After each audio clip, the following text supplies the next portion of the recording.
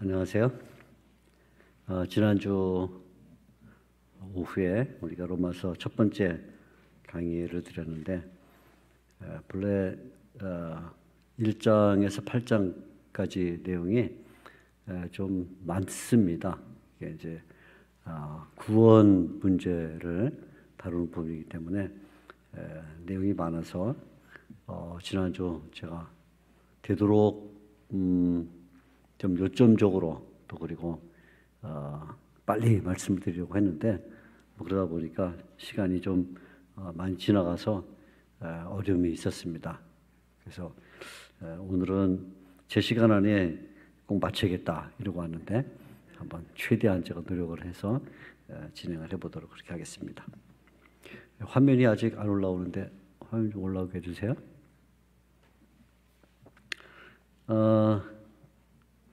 지난주 말씀드린 그 내용은 도표 그 처음에 제가 드렸더니 보라색부터 노란색까지 그 시점인데 이 도표를 잘 기억하면 로마서의 그 구조 또는 로마서의 틀은 거의 다 확인한 것이다. 이와 같이 말씀드릴 수 있습니다. 이 틀은 사실은 앞에 맨 앞에 도입부가 있고 그 다음에 맨 마지막에 결론부가 있는데 언제나 사람이 말을 하면 처음에 이제 도입이 있죠. 도입이 있고 그 다음에 마지막에 결론이 있고 그 다음에 본론이 사실은 네 가지 내용입니다. 하나는 인간은 범죄를 했다 하는 것이고 그 다음에 인간은 그렇기 때문에 구원을 받아야 된다. 근데 인간이 구원받는 일에 있어서 특별히 하나님이 택하셨던 이스라엘 백성, 그들의 구원 문제는 어떻게 되는가 하는 이스라엘 문제를 다루고 그 다음에 구원받은 우리 신자들이 어떻게 살아야 되냐는 삶에 대한 이야기. 그러니까 사실은 이 가운데 부분에 들어있는 이스라엘의 문제를 잠깐 이렇게 빼고 나면 이야기는 세 가지죠. 어떻게 해요? 첫째, 사람은 범죄했다.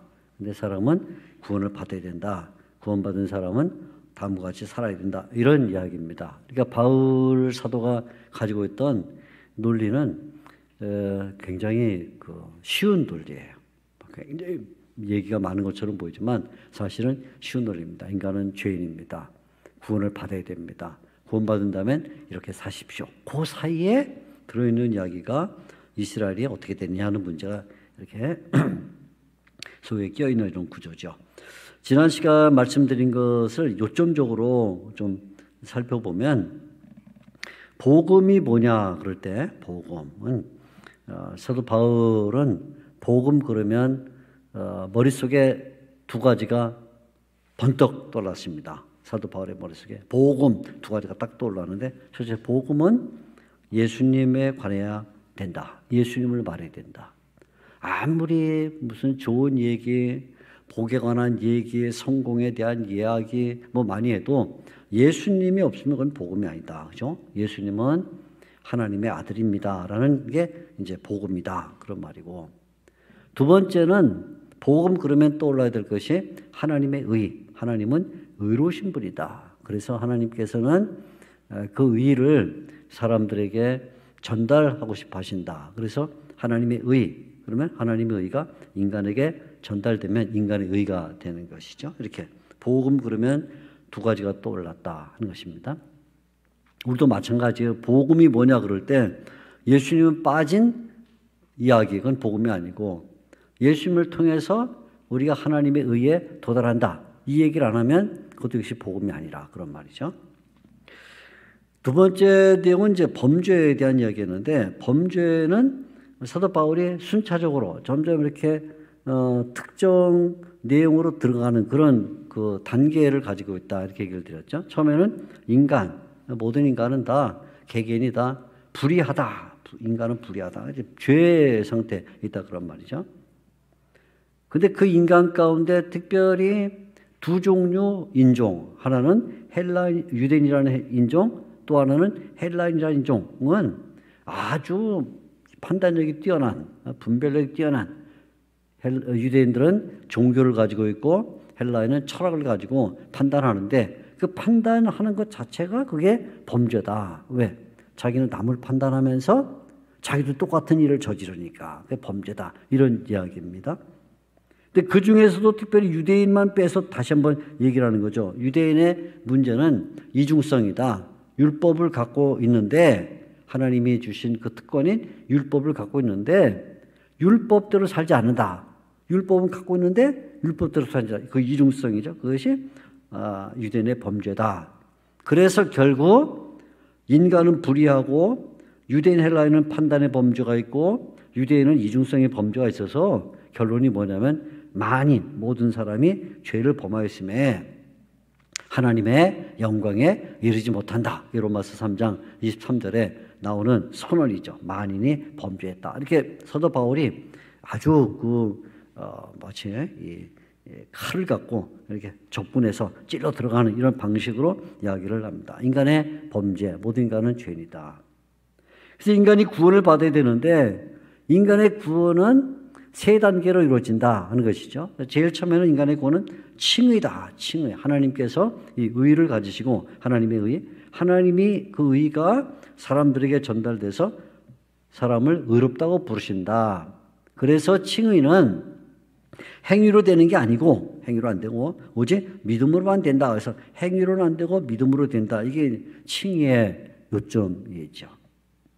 칭의되고 나면 그 다음에는 또 다른 단계로 올라가는데 그 단계가 뭐냐면 이제 성화라는 단계에 들어간다. 그래서 성화에 대한 이야기가 나오는데 거룩함이죠. 성화란 그것은 죄에 대하여는 죽고 의에 대하여는 사는 것 그거죠. 그래서 세상에 대하여는 죽고 하나님에 대하여는 사는 것. 그래서 이번에는 죽음과 삶의 관계 이렇게 설명을 하는 거죠. 그리고는 이 성화가 절정에 달하면 그것이 영화라 이렇게 부르는데 영화는 현재에 우리가 고난을 당하지만 결국 미래에 도달하게 될 것이다. 그래서 현재의 고난은 장차 올 영광과 좋게 비교할 수가 없다. 사도 바울이 이렇게 선언하죠. 현재 고난. 우리가 이 칭의의 또 성화의 과정 속에서 많은 고통을 당하지만 결국 우리가 장차 미래의 영광에 들어가게 될 것이다. 그래서 현재와 미래를 이렇게 대조시키는 이야기입니다. 그래서 우리가 지난 시간 배운 내용은 복음이 뭐냐, 제일 처음에 복음에 대한 이야기. 두 번째는 인간의 범죄가 뭐냐, 그 다음에 인간의 구원이 뭐냐 이렇게 하나씩 배웠습니다. 이제 오늘은 이스라엘에 대한 문제를 다루게 되는데 이스라엘의 문제는 다른 쪽에서 보게 되면 어떻게 인간이 의롭게 되느냐 하는 문제를 민족을 대상으로 설명한 경우다 이렇게 볼 수가 있습니다. 이미 앞에 제가 4장에서 칭의를 설명하기 위해서 칭의의 대표적인 인물이 있다 이렇게 말하는데 그게 누구냐면 칭의의 대표적인 인물이 아브라함이었어요. 아브라함이 하나님을 믿음으로 의롭다함을 받았다. 창세기 15장 6절에 나오는 말씀인데 그 아브라함이 믿음으로 의롭다함을 받았다. 이게 개인의 한 그 모범이라면 이거를 하나의 민족, 이스라엘이라는 큰 덩어리로 보게 되면 어떻게 될 것이냐 하는 것을 사실은 이 이스라엘 문제는 칭의의 문제를 아브라함이라는 개인이 아니라 한 민족에 적용시켜서 본 그런 경우라 이렇게 볼 수 있어요. 그래서 오늘도 결국은 이스라엘 문제를 다루다 보게 되면 결국은 이 의의 문제, 어떻게 구원받느냐 하는 이 문제를 다루는 그런 내용을 보게 되는 것이죠. 자, 이스라엘 문제는 세 가지 내용을 가지고 있습니다. 첫째는 하나님이 이스라엘 백성을 선택하셨다. 선택. 9장에 나오는 이야기입니다. 이제 이스라엘 문제가 9장, 10장, 그 다음에 11장 이렇게 세 장에 나오는데 먼저 9장에는 하나님이 이스라엘을 선택했다는 선택의 문제가 나오고 그런데 하나님이 선택한 이스라엘이 타락을 했다는 거. 타락에 대한 이야기가 여기 10장에 나오고 10장. 그 다음에 하나님이 그 타락한 이스라엘 백성을 다시 회복시키신다. 다시 구원하신다. 얘기가 11장에 나와요. 이렇게. 그러니까 지금 금방 말씀드린 것처럼 개인 아브라함이 어떻게 의롭다함을 받느냐 하는 문제를 이번에는 한 인종, 저 민족 이스라엘로 갖고 들어와서 얘기하면서 꼭 이게 뭐 같으냐면 세상 사람들이 어떻게 하나님의 백성이 되느냐를 설명하는 것과 비슷하다. 그죠? 타락했는데 타락한 그 인간이 어떻게 하나님의 구원을 받냐 하는 문제를 타락, 인간의 범죄죠. 인간의 범죄. 근데 이 인간 범죄가 어떻게 구원받느냐 하는 얘기니까 결국은 칭의를 개인의 문제로 설명하지 않고 이번에는 한 민족이라는 이 덩어리로 설명하고 있다는 점에 조금 전망이 넓어졌다 이런 거죠. 전망이 넓어진 그런 상태가 됩니다. 먼저 기억해야 될 거는 9장은 선택의 문제를 다루고 이스라엘 백성.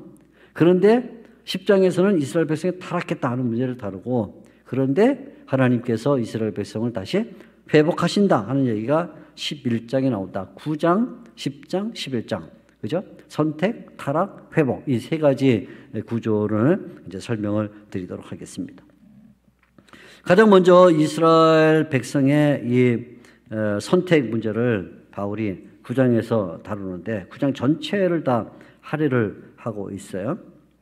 먼저 바울이 이스라엘 백성이 얼마나 큰 특권을 갖고 있느냐 하는 것을 설명을 합니다. 이스라엘 백성이 갖고 있는 특성은 4절에 보게 되면 9장 4절에 이렇게 되어 있어요. 그들은 이스라엘 사람이라. 그들에게는 양자됨과 양자 하나님의 자녀가 됐다는 말입니다. 영광과 언약들과 율법을 세우신 것과 예배도 있고 약속도 있고 조상들도 그들의 것이요 육신으로 하면 그리스도가 그들에게서 나셨으니 보면 이스라엘 백성이 갖고 있는 특권이 굉장히 많죠.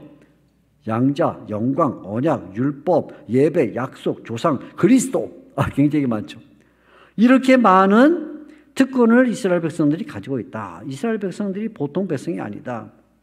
그래서 이 이스라엘 백성이 구원에 들어가지 못한다면 그것은 같은 이스라엘 백성인 바울에게 너무나 큰 상처가 되는 거죠. 그래서 바울이 이스라엘 백성에 대한 이야기를 하면서 이 이스라엘 백성에 대한 자신의 심정을 표현한 것이 결국 1절과 2절 말씀인데 1절에 보면 이렇게 말하죠. 나에게 큰 근심이 있는데 그치지 않은 고통이 있다. 그 근심 못하면 3절에 나의 형제 곧 골육의 친척을 위하여 가지는 근심이다. 이스라엘 백성에 대한 바울의 그 뜨거운 심정이 여기에 표현되고 있죠. 그 다음에 간절한 소원. 내가 주님에게서 끊어질지라도 마치 옛날 모세가 하나님 앞에 기도할 때 했던 것처럼 비슷한 기도로 내가 이스라엘 백성에 대한 간절한 소원을 갖고 있습니다. 이렇게 이야기를 하면서 이 이스라엘 백성들이 어떻게 하나님의 자녀가 되느냐, 또 하나님의 자녀가 된다는 것이 어떻게 되느냐 하는 것을 설명을 하는 거예요. 9장 6절부터 보게 되면 하나님이 선택했다는 이 내용이 어떤 것이냐 하는 것을 두 가지로 증명하는데 하나는 하나님이 이스라엘을 백성으로 삼았을 때 그때는 약속이 있다. 약속. 약속이라는 단어를 기억해야 됩니다. 두 번째는 하나님이 선택하셨다는 이 선택이라는 단어인데 이 이야기를 하기 위해서 아브라함을 또 갖고 오는 거예요. 우리 4장에서 칭의의 문제에 중요한 그 이해가 아브라함이었는데 다시 아브라함을 갖고 와서 아브라함의 자녀들이 많았다. 대표적으로 이스마엘, 그죠? 이스마엘 외에도 또 아브라함에게 자녀가 많았는데 아브라함에게 자손이 많았어도 그 아브라함의 자녀가 다 하나님의 약속을 따라 난 것이 아니다. 그러면서 오직 한 사람만 하나님이 약속했다. 그게 누구죠? 이삭을 약속했다는 거죠. 그래서 여기에 7절에 보게 되면 이렇게 말하죠.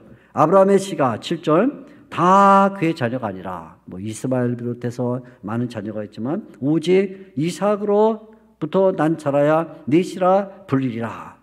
왜 그러면 이삭은 아브라함의 씨라고 불리는가? 아브라함의 자녀라고 불리고 왜 나머지 사람은 거기서 열애가 되느냐? 그러면 오직 이삭만 하나님께서 약속으로 주셨기 때문이라는 거예요. 그래서 여기 말하죠. 8절에 보면 곧 육신의 자녀가 하나님의 자녀가 아니요 오직 약속의 자녀가 씨로 여김을 받느니라. 하나님께서 아브라함이 99세 됐을 때 명년에 아들을 낳으리라 약속한 그 약속만이 이스라엘 백성의 진정한 가치를 결정한다. 아브라함에게서 났다고 해서 다 아브라함의 자손이 아니다. 이렇게 말합니다. 약속. 그래서 약속이라는 단어가 아주 중요해요. 약속이다. 그런데 약속의 자녀라고 해서 그러면 다 이스라엘이냐? 그것도 또 아니라는 거예요. 좁히는 거죠. 이렇게. 무슨 얘기냐면 이번에는 앞에서는 아브라함을 예를 들었다면 이번에는 이삭을 예를 들어서 이삭에게 2명의 자녀가 있었다는 말이죠. 하나는 에서, 한 명은 야곱이 있는데 하나님께서 에서는 택하지 아니하시고 야곱만 택했다. 그거예요. 2명이 쌍둥이로 태어났음에도 불구하고 하나님이 이삭에게서는 2명의 아들 가운데 야곱만 장차 이스라엘 백성의 조상이 됐다. 그럽니다. 왜 그러냐면 하나님께서 부르심, 하나님의 뜻을 따라 부르셨기 때문이다. 이런 논리죠. 자, 11절 보게 되면 11절은 이제 이삭과 리브가에서는 두 아들 에서과 야곱에 대한 얘기인데 그 자식들이 에서와 야곱입니다. 아직 나지도 아니하고 무슨 선이나 악을 행하지도 아니한 때, 그죠? 에서과 야곱이 태어나지 않았으니까 악행을 저지를 수가 없죠. 할 때 택하심을 따라 되는 선택이야. 선택이 택하심을 따라 되는 선택. 하나님의 뜻이 행위로 말미암지 않고 에서가 뭐 좋은 일을 했다, 야곱이 좋은 일을 했다 그런 것으로 된 게 아니라 선택의 부르심으로 말미암아 오직 부르시는 이로 말미암아 서게 하려 하십니다. 그래서 결국 이스라엘의 진정성은 어디에서 결정되냐면 첫째는 아브라함과 관련해서 보게 되면 약속에서 결정이 되고 이삭과 관련해서 보게 되면 그것은 선택에 의해서 결정이 된다. 이런 말입니다. 그럼 사람들이 이렇게 질문할 수 있죠. 아니 하나님 왜 에서는 선택하지 아니하시고 야곱만 선택했습니까? 하나님 너무하지 않습니까? 에서가 뭘 잘못했습니까? 태어나기도 전에 선택했다고 하는데 선행도 없고 악행도 없다고 하는데 왜 에서는 저버리시고 야곱만 선택하셨습니까? 이런 질문이 나오기 때문에 선택의 의미를 정확하게 밝혀주는 거예요. 선택이 뭐냐 할 때 2가지 의미를 갖는다는 거죠. 하나는 하나님의 선택은 자주성, 그건 하나님의 뜻에서 나온 거다. 하나님의 뜻. 첫째는 하나님의 선택의 자주성을 말하고 또 하나는 하나님의 선택의 정당성 2가지를 말하는 거예요. 이렇게 자주성과 정당성. 그건 뭐냐면 자주성이라는 것은 그건 하나님의 뜻이 결정하는 거다. 그건 누가 뭐 이래라 저래라 그런 것이 아니다. 그래서 하나님의 자주성을 말하면서 이 하나님의 자주성을 말하기 위해서 구약의 2 인물을 예로 드는 거예요. 하나는 모세라는 인물, 또 한 명은 바로라는 인물을 들어서 15절 말씀 보게 되면 하나님이 모세에게 말씀을 하세요. 15절 모세에게 이르시되 내가 긍휼히 여길 자를 긍휼히 여기고 불쌍히 여길 자를 불쌍히 여기리라. 자 보세요. 여기에 가장 중요한 건 뭐냐면 주어입니다. 주어. 누가 긍휼히 여기고 누가 불쌍히 여기냐면 모세에게 이르시되 내가요. 누가 와서 하나님께 하나님 에서도 선택해 주세요. 아니 야곱을 선택하세요.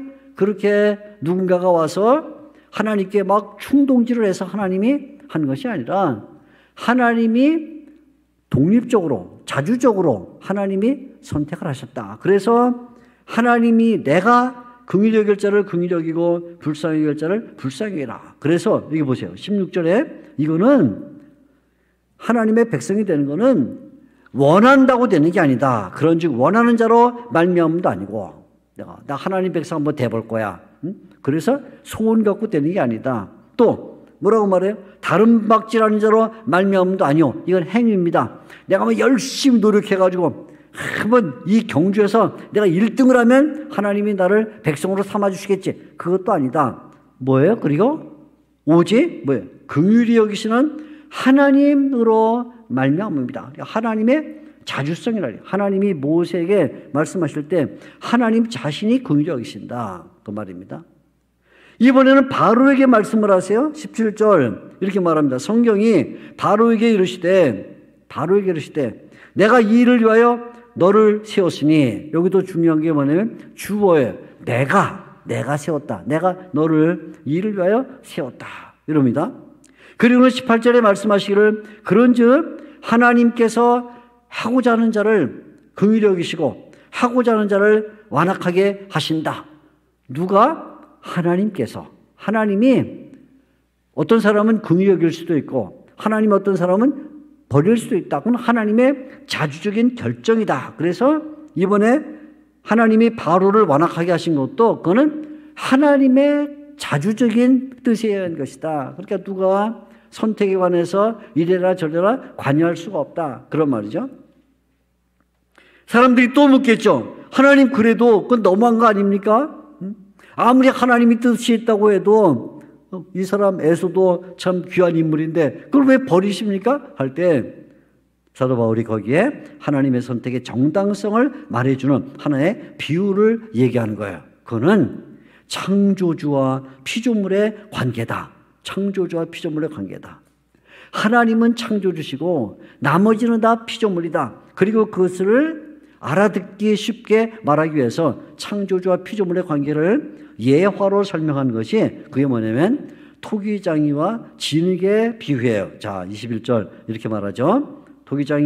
토기장이가 진흙 한 덩어리로 하나는 귀히 쓸 그릇을 하나는 천이 쓸 것을 만들 권한이 없겠느냐. 무슨 얘기냐면 토기장이가 옹기쟁이죠. 큰 진흙덩어리를 하나를 갖고 와서 이만큼 큰 걸 갖고 와서 더 놓더니 칼로 두 동당이를 딱 내가지고 오른쪽 왼쪽 놓고는 한 덩어리를 놓고는 두 동강이 내서 한쪽은 뭐 만드냐 하면 한쪽은 보석을 담는 그 좋은 그릇을 만들고 똑같은 진흙인데 한쪽은 쓰레기 담았다가 나중에 쓰레기장에 던져버릴 그릇을 만들었다. 그럴 때 그 옆에 있는 구경하는 사람이 선생님, 아니 왜 진흙 한 덩어리를 갖고 오시더니 한 덩어리는 보석함을 만드시고 한 덩어리는 쓰레기를 담아 버리는 그릇을 만드십니까? 그럴 때 토기장이가 뭐라 그러겠어요? 당신 누구요? 아, 지금 내 진흙 갖고 내가 만드는데 당신이 뭔 간섭이요? 그런 말이죠. 그래서 창조물과 피조물의 관계로 토기장이가 진흙을 가져다가 두 개의 그릇을 만들 수 있는데 하나는 영광의 그릇을 만들고, 자, 이게 나오는 말입니다. 먼저 22절에 하나는 진노의 그릇을 만들고, 진노의 그릇 버린다고 말해요. 쓰레기 담아서 쓰레기장에 버리는 그릇을 만들고, 하나는 영광 받기로 예비된 긍휼의 그릇을 만들 때 그에 대하여 아무도 항의할 수가 없다. 그러면서 사도 바울이 여기에 놀라운 얘기를 하나 곁들이는 거죠. 뭐냐면 영광의 그릇을 만들 때 그 영광의 그릇이 항상 유대인인 것은 아니다.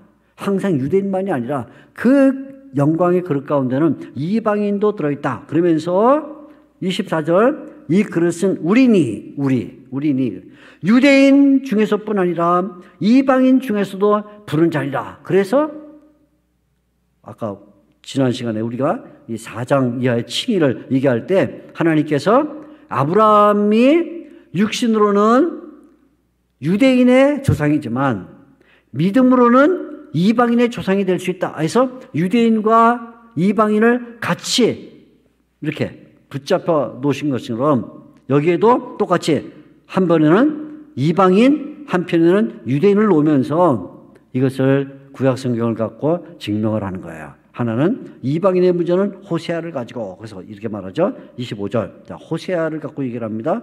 호세아의 글에 이르기를 내가 내 백성 아닌 자를 내 백성이라. 이방인이죠. 이방인을 내 백성이라.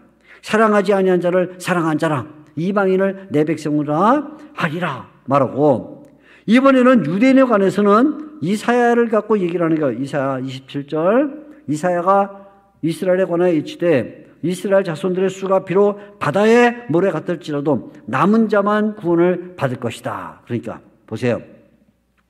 이 토기장이와 진흙의 비를 가지고 하나님의 선택을 얘기하면서 하나님의 선택에는 이방인도 들어올 수 있고, 이방인 그리고 유대인도 들어올 수 있는데, 이방이라고 해서 무조건 다 들어오는 게 아니라 일부가 들어온다. 일부. 하나님이 선택한 일부. 선택의 문제. 유대인의 문제도 유대인이라고 해서 모든 유대인이 다 들어오는 게 아니라 하나님이 남겨둔, 하나님이 선택한 일부만 들어온다. 일부. 그래서 둘 다 뭐예요? 선택의 문제라고 말해요. 선택의 문제.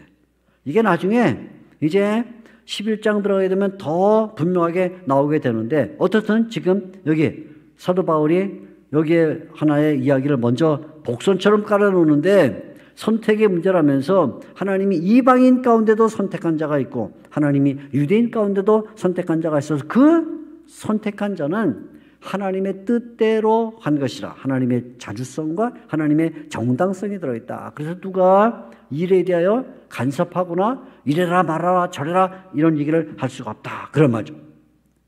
이렇게 하나님이 이스라엘 백성을 선택했다. 어떻게 해요? 두 가지 방식이죠. 여기 금방 얘기한 것처럼 하나는 약속의 자녀다. 약속의 자녀. 하나는 선택의 자녀다. 이렇게 말을 했는데, 이런 하나님의 은혜 가운데 이스라엘 백성들이 선택을 받았음에도 불구하고 그들이 하나님의 은혜를 거절했다는 거예요. 타락이죠. 여기 이제 타락의 문제가 드디어 10장에 나오게 되는데, 9장 마지막부터 10장에 나오는데, 이스라엘의 거부입니다. 특별히 이스라엘 백성이 타락했다고 말할 때 두 가지 문제가 심각하게 드러났는데, 하나는 그들이 믿음을 거부했다. 믿음. 첫째는. 두 번째는 그들이 복음을 거부했다. 그럼 두 가지 거부를 말합니다. 먼저 9장 30절을 보면 믿음을 거부했다 하는 것을 얘기해요. 믿음을 거부했다. 하나님에 대한 믿음을 의지하지 않았고, 더 나아가서는 하나님의 의에 대하여 불복종했다. 그러면서 먼저 9장 30절 이렇게 말합니다. 그런즉 우리가 무슨 말을 하리요? 의를 따르지 아니한 이방인들이 의를 얻었으니 곧 믿음에서 난 의요. 이방인들은 믿음의 의를 가졌는데, 놀랍게도 32절 이스라엘 백성은 그들이 믿음을 의지하지 않았다. 굉장한 문제가 생겼죠. 하나님이 선택을 해서 하나님의 약속과 선택으로 하나님의 자녀가 됐으면 내가 긍휼히 여기고 내가 완악하겠다는 그 하나님에 대한 믿음을 가지고 하나님 감사합니다 이러고 나가야 되는데, 도리어 이스라엘 백성들이 하나님에 대한 믿음을 의지하지 않고 뭘 했냐? 자기들의 행위를 의지했더라. 마치 자기네 행위가 하나님의 백성이 되는 원인인 것처럼 생각하면서, 보세요. 32절 어찌 그러하냐? 이는 그들이 믿음을 의지하지 않고 행위를 의지함이라. 이게 이제 오늘날도 우리 기독교 신자들에게 반복될 수 있는 위험한 일이기 때문에 이건 많이 강조를 할 필요가 있어요. 우리가 다 구원받은 것이 하나님의 선택과 하나님의 은총으로 구원을 받았는데, 구원받고 난 다음에는 하나님 앞에 하나님 제가 잘나서 구원받았죠? 제가 노력하니까 구원받았죠? 하고는 자기의 행위를 드러내는 것과 비슷하다. 그래서 여기에 사도 바울이 굉장히 강력하게 얘기를 하죠. 하나님의 주권으로 하나님의 선택으로 구원을 받았는데, 구원받고 난 다음에 이제 자기의 행위를 자랑하는 것은 그건 타락이다. 하나님을 거부하는 것이다 라고 말하면서, 첫째로 믿음을 의지하지 않았다. 이걸 얘기하죠. 두 번째 또 하나 큰 문제는 뭐냐면 그들이 하나님의 의에 복종하지 않았다는 거예요. 보세요. 이렇게 말합니다. 이제 10장으로 넘어오게 되면 10장 3절 보면 이렇게 말해요. 이스라엘 백성에 대한 얘기입니다. 하나님의 의를 모르고 하나님의 의를 아예 잊어버렸어요. 뭐하냐? 자기의 의를 세우려고 힘써 하나님의 의에 복종하지 않았다. 하나님의 의를 모를 뿐만 아니라 아예 하나님의 의를 그냥 적극적으로 복종하지 않는, 적극적으로 거절하는 일을 하면서 뭘 했냐? 자기들의 의를 강조하더라 그 말이에요. 하나님의 의를 모르고 자기의 의를 세우려고, 자기의 의. 그러니까 보세요. 위에서는 이스라엘 백성들이 믿음을 거부하고 자기의 행위를 의지하더니, 자기의 행위. 이번에는 하나님의 의에 복종하지 않고 자기의 의를 추구하더라. 그 맞아. 그러니까 결국 믿음을 거부했다는 말은 이스라엘 백성의 결정적 문제, 하나님에게서 떠나서 자기 중심이 됐다 그 말이에요. 자기 중심, 나를 중심으로. 내가 의롭지? 내가 행위를 했지? 하면서 자기를 강조하는 사람들이 돼서 하나님이 내가 긍휼적이고 내가 완악하겠다. 주어가 하나님인데 그 하나님 자리에 자기를 슬쩍 집어넣어서 내가 의롭고 내가 행위를 했고 하니까 그게 뭐냐면 타락이라고 말이죠. 타락. 오늘날도 마찬가지예요. 우리가 타락이라고 말할 때는 무슨 구태여 뭐 도적질을 하고 욕을 하고 해서 타락이 아니라 그 전에 하나님의 은혜 대신에 자기의 행위나 하나님의 의 대신에 자기의 행위를 슬쩍 바꿔치기 하면 그거 자체가 이미 근본적 타락이다. 그러니까 바울이 이 말을 통해서 이스라엘 백성의 문제를 다루지만 사실은 하나님의 성도들도 같은 위험에 있다는 것을 여기 얘기를 해주고 있는 것이죠. 그러면서 바울은 믿음을 도대체 뭐냐, 믿음, 또 율법이란 건 뭐냐 하고 말하면서 여기에 10장 5절부터 율법의 핵심의 정신은 뭐냐? 율법의 핵심 정신은 이렇게 말합니다. 모세가 기록하되 율법으로 말미암는 의를 행하는 사람을 그 의로 살리라 하였다. 레위기 19장 8절 나오는 말씀인데 하나님이 율법을 주신 것은 율법을 지킴으로 의롭다움을 받으려고 주신 거예요. 그게 맞아요. 그렇게. 그런데 사람들이 율법을 지킬 수가 없죠. 그래서 그 율법을 지키시는 한 인물이 오셨는데 그분이 누구냐면 예수님이다. 예수님이 율법의 마침으로 오셔서 우리 대신 십자가 위에서 율법을 맞춰주셨다. 그래서 우리가 이제는 예수님을 믿음으로 마치 율법을 지키는 것 같은 그런 효과를 나타내게 되다 이런 말입니다. 이건 굉장히 중요한 얘기이기 때문에 조금 예를 들어서 말씀을 드리는데 자, 제 아내가 이제 저와 함께 어떤 목적지를 향해 가고 있습니다. 목적지를 향해 가고 있어요. 주로 제가 운전을 해요. 그리고 우리 사람은 주로 이제 전화를 하거나 잠깐 졸거나 아니면 뭐 내가 목말랐다 그러면 뭐 커피를 주거나 이제 옆에서 이렇게 조수 노릇을 하는데 자, 지금 제가 운전하고 가면서 신호등이 빨간불이 들어왔다. 제가 서요. 좀 이따 파란불이 들어오면 제가 갑니다. 쭉 가요. 그래서 어떤 목적지에 도착을 했어요. 목적지에 도착하니까 거기 마중 나온 분이 우리 집사람한테 물었습니다. 사모님, 오늘 오시면서 교통법규 잘 지키셨어요? 그럼 우리 집사람이 뭐라고 대답할까요? 아니요, 안 지켰어요. 그러죠. 당연히 안 지켰죠. 누가 지켰어요? 제가 지켰죠. 그러나 본인이 우리 집사람이 안 지켰지만 제가 교통법규를 지켜줌으로써 옆에 타고 있는 같은 차를 타고 있는 제 아내가 저절로 교통법규를 지키게 되는 거예요. 저를 믿는 거죠.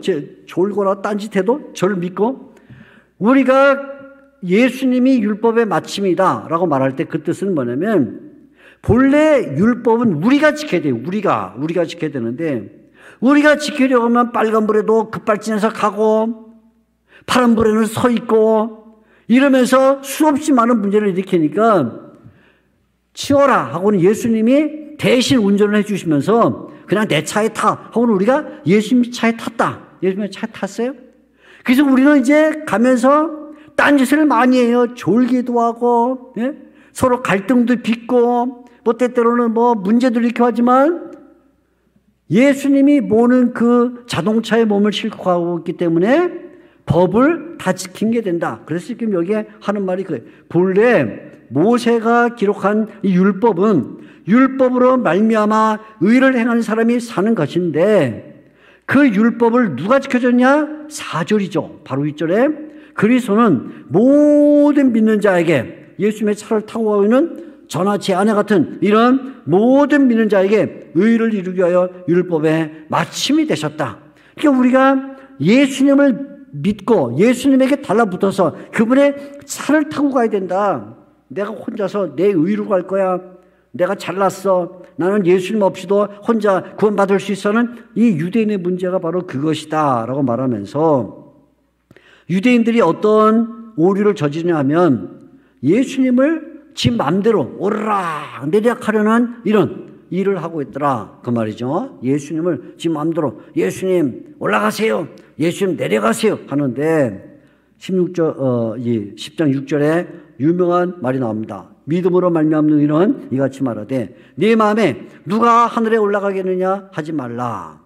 올라가겠다 하면 그리스도를 끌어내리는 것이고 내가 올라갈 거야 그 말은 내가 올라갈 거야 지금 자기 행위를 말하는 겁니다. 내가 올라갈 거야 그 말은 결국은 그리스도를 끌어내는 것이고, 반대로 7절 누가 내가 내려갈 거야 그러면 그것은 그리스도를 강제로 끌어올리는 것이다.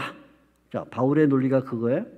지금 바울은 아까 선택과 약속의 문제에 있어서 하나님이 주어다, 내가 긍정이고 내가 완악하게 한다, 주어가 하나님인데 이번에는 주어가 바뀌었어요. 어떻게 말하냐면 내가 올라가겠다, 내가 주어예요.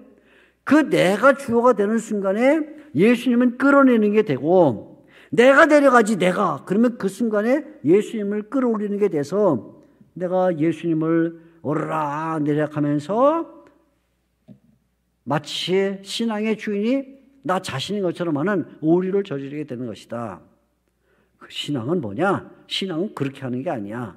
신앙은 오히려 두 가지 방식으로 나타나는데 하고는 10장 8절에 신앙의 두 가지 방식을 설명하는 거예요. 하나는 입의 문제예요. 입의 문제. 하나는 마음의 문제다. 보세요. 8절에 이렇게 말합니다. 입의 문제다. 또 하나는 마음의 문제다. 이렇게 말하면서 8절 한번 읽어볼게요. 그러면 무엇을 말하느냐? 말씀이 내게 가까워 내 입에 있으며 내 마음에 있다 하였으니, 입과 마음의 문제인데 입으로는 뭐 해야 되느냐? 9절입니다. 네가 만일 내 입으로 예수를 시인하여, 입으로는 뭘 해야 되냐? 시인, 신앙 고백을 해야 된다 그 말이에요. 입으로는 신앙 고백하는 게 믿음이고, 마음으로는 뭐냐? 9절 끝에 내 마음에 믿으면 구원을 받는다. 입으로는 신앙을 고백해야 되고 마음으로는 그것을 믿어야 된다 하는 이 두 가지 일이, 그것이 신앙이다. 율법의 행위는 자기가 주체가 돼서 예수님을 끌어올리거나 예수님을 끌어내리려고 하는 것인데, 참된 믿음은 입으로는 신앙을 고백하는 것이고, 여기 시인을 하는 거죠. 시인. 마음으로는 신앙을 하는 것이다, 믿는 것이다 이렇게 말하면서, 이 일은 이방인에게도 마찬가지고 이 일은 유대인들에게도 마찬가지다. 이것은 누구든지 마찬가지인데 12절 유대인이나 헬라인이나 차별이 없다. 이거는 누구나 마찬가지다. 유대인이라고 해서 율법이 있으니까 나 율법 지켜 구원받을 거야? 아니고, 이방인들은 나 양심이 살아있어 양심으로 구원받을 거야? 그거 아니고, 무조건 구원을 받는다고 할 때는 마음으로 믿어야 되고 입으로 시인해야 된다 하는 이 두 가지 작용이 필요하다. 그러면서 사도 바울이 이렇게 구원에 들어가려면, 입으로 시인하고 마음으로 믿는 구원에 들어가려면 거기는 반드시 몇 개의 단계를 거쳐야만 된다는 이 구원의 과정 또는 구원의 과정 또는 구원의 사슬을 설명하는데, 보세요. 이렇게 말하죠. 자, 이 8개 색칠한 부분 보면 구원이 있어요. 구원에 도달하려면 누군가가 초청을 해줘야 돼. 초청. 예수님을 알려줘야 돼. 그렇게 예수님을 불러야 된다. 예수님, 나는 예수님을 믿습니다. 입으로 시인해야 된다. 근데 예수님을 시인하려면 그 앞에는 뭐가 있어야 되냐면 마음으로 믿는 게 있어야 된다. 믿음. 이 말이죠.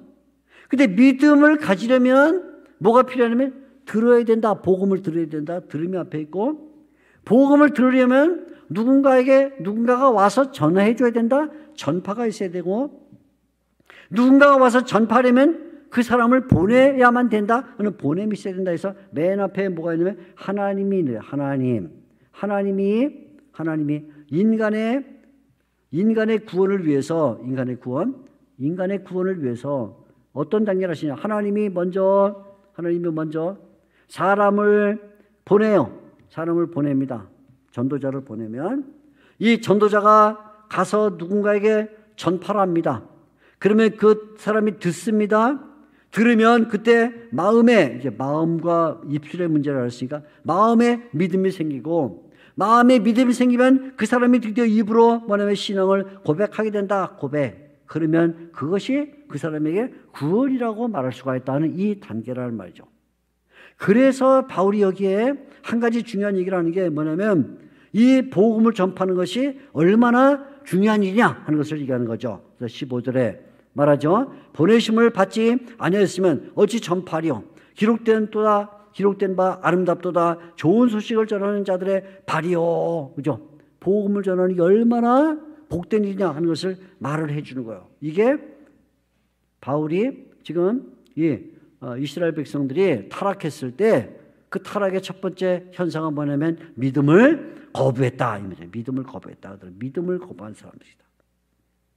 근데 믿음을 거부했다는 말은 뒤집어 보면 그것은 또 하나를 거부한 것인데 그건 뭐냐면 복음을 거부했다는 말이에요. 그래서 믿음을 거부했다는 말에 이어서 두 번째로 그들은 복음을 거부했다라고 말하는데 16절부터 그들이 복음을 순종하지 아니했도다. 복음을 순종하지 않았다는 거죠. 그것을 성경을 가지고 입증하는 거예요. 이사야의 이야기를 듭니다. 16절 복음을 순종하지 않았는데 이사야가 말하되 주여 우리가 전한 것을 누가 믿었나이까. 이사야는 하나님의 보내심을 받았어요. 이게 하나님의 보내심을 받은 사람이 이사야예요. 이사야가 가서 뭐냐면 전파를 했습니다. 그런데 전파를 했는데 무슨 얘기가 생겼냐면 믿지를 않아 이스라엘 백성들이. 그죠? 이사야, 예레미야, 에스겔 보면 안 믿어요. 이스라엘 백성 안 믿어요. 그래서 그들이 복음을 분명히 들었는데 안 믿더라. 안 믿더라. 그래서 말하죠. 18절에 그들이 복음을 듣지 아니했느냐? 귀로 다 들었어요. 이사야가 1장부터 마치 소는 임자를 하는데 너희는 임자를 모르고 말하면서 나중에 이사야 40장 이 외친 자의 소리요 가로대하면서 위로하라 나오고 53장에 고난의 종에 대한 게 쫙 66장까지 많이 있기 때문에 이스라엘 백성이 다 들었어. 18절 그러나 내가 말하노니 그들이 듣지 아니하느냐? 들었어요. 이사야가 얼마나 많은 말을 했는데요. 그 소리가 땅끝까지 퍼질 정도로 들었는데 문제는 뭐냐면 그들이 그 말을 안 받더라고요. 안 받아요. 복음에 순종하지 않고 복음을 거절하더라. 그 말이죠. 그래서 결국은 무슨 얘기냐. 그들이 들었음에도 불구하고 18절 지금 들었음에도 불구하고 안 받고 또 하나는 그럼 그들이 이성이 부족해서 알지 못했느냐? 19절 말이죠. 내가 말하는 이스라엘이 알지 못했느냐? 머리가 나빠서. 그것도 아니다. 다 머리가 뛰어나. 그런데도 하나님의 말씀을 받지 않았다. 그래서 하나님께서 결국은 이스라엘 백성을 그냥 내버려 두셨다. 우리 처음에 로마서 2장에 보게 되면 하나님께서 이 타락한 인생들을 내버려 두셨다. 3번 얘기하는데 여기 내버려 두셨다네. 그렇기 때문에 말을 그렇게 해도 하나님이 종일토록 손을 펴고 얘기를 해요. 여기 21절 보면 이 말은 굉장히 중요한 말입니다. 이스라엘에 대하여 이르되 순종하지 아니하고 거슬러 말하는 백성에게 순종하지 않고 거슬러 말하는 백성에게 하나님께서 내가 종일 내 손을 벌려놓으라. 무슨 말일까요 이거? 종일 내 손을 벌려놓으라. 무슨 얘기냐면 할머니가 손주가 너무 예뻐갖고 어이구 우리 새끼하고는 손을 벌렸는데 이 손주가 옆에는 강아지를 보더니 쭈르륵 강아지 만지면서 할아버지는 아는 체를 안 해요. 옆에 있는 장난감 보더니 그걸 쭈르륵 만지면서 할머니 아는 체도 안 해. 그 할아버지 할머니가 다시 손을 어이구 이리 와. 애가 뭐예요? 강아지 만지고 정신이 없어. 장난감 갖고도 정신이 없어. 아무리 하루 종일 손을 벌리고 얘 와라 내 새끼 아이고 안 와. 그러면 할아버지 할머니 기분이 좋은 사람은 이상한 사람이죠. 당연히 안 좋죠. 아니 이거 도대체 야 애미애비 와라 와갖고 말이 도대체 애를 어떻게 교육을 시켰길래 할아버지 할머니가 1시간도 아니고 종일토록 손을 벌리고 오라 그러는데도 안 오냐? 그러면 누가 종아리 맞아요? 애미애비 종아리거다. 얘 이놈 새끼들 화가 나잖아요. 그죠? 똑같은 거예요. 지금 하나님이 구약 때부터 선지자를 보냈어요. 사무엘을 보냅니다. 엘리야를 보냅니다. 성경을 쓴 이사야를 보내고 예레미야를 보내고 많은 선지자를 보내는데 종일토록 종이란 말은 역사의 모든 시간에 그 말이에요. 역사의 모든 하나님이 선자를 보내서 오라고 그렇게 오라고 불렀는데 뭐했냐? 21절 그들이 순종하지 않고 거슬려 말했다.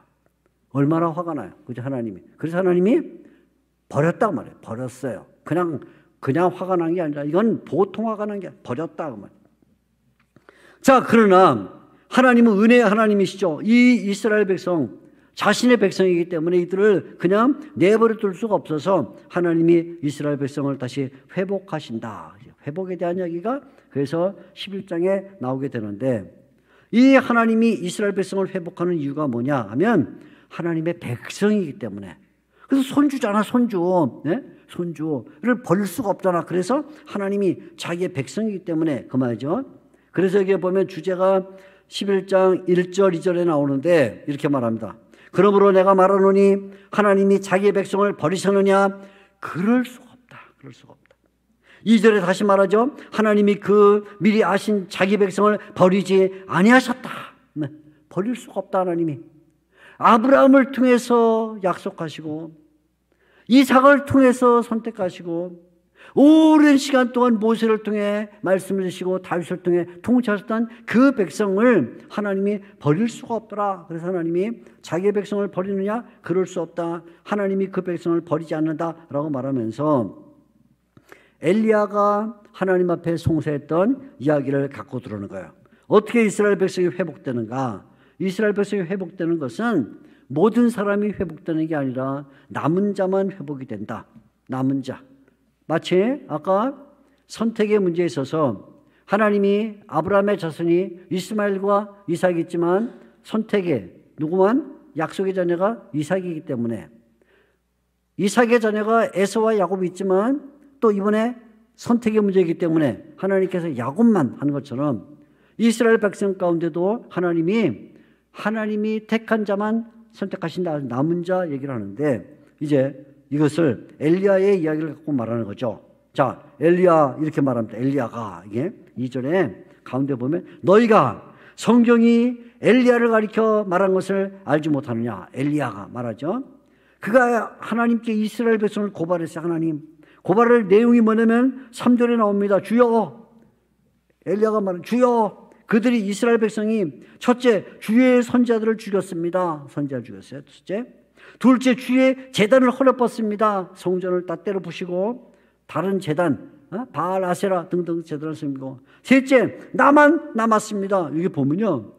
지금 이 엘리야의 고발이 세 가지예요. 첫째 주의 선지자들을 죽였다는 것, 주님의 제단을 헐었다는 것, 나만 남았는데 내 목숨도 졌습니다. 세 가지인데 엘리야의 생각에는 이 이스라엘 백성이 모조리 다 타락했구나 하고 생각했을 때 하나님이 선택의 사상, 남은 자 사상을 말씀하는 거죠.